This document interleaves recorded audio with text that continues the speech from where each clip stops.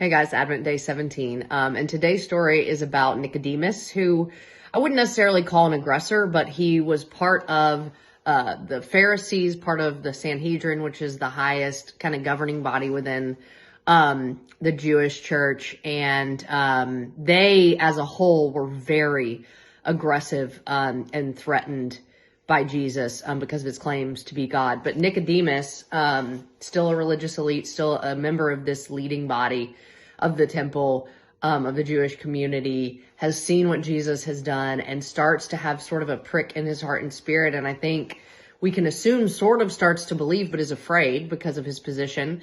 And so in John 3, we see him come to Jesus at night, obviously assuming just sort of out of protection and secrecy for himself as a leader. And we also know, though, that he has great respect and awe for Jesus because he calls him rabbi, meaning teacher, a term of authority and respect, even though Jesus never had formal rabbinic training.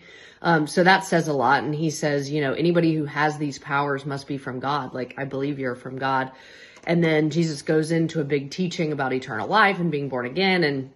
And we see Nicodemus sort of shrink back and kind of live in his intellect over this sort of faith that he's debating, that he's dealing with. And, Jesus says, unless you're born again, you can't enter the kingdom of heaven. And he says, he's practical. He says, how can that be? Since I'm old, like, how can one enter their mother's womb a second time? And asking logical questions that I feel like we would all ask. And so he sort of leaves, it's kind of ambiguous, the ending of their meeting. We assume sort of he leaves unconvinced or either not convinced enough to be honest with the Sanhedrin and the Jewish people about his thinking that Jesus could be God. It's kind of unresolved. But we do see later in John 19, after Jesus' death, that he comes and meets another man and brings very expensive spices to Jesus' body and helps him wrap him, clean him, like undergo all the cultural burial procedures.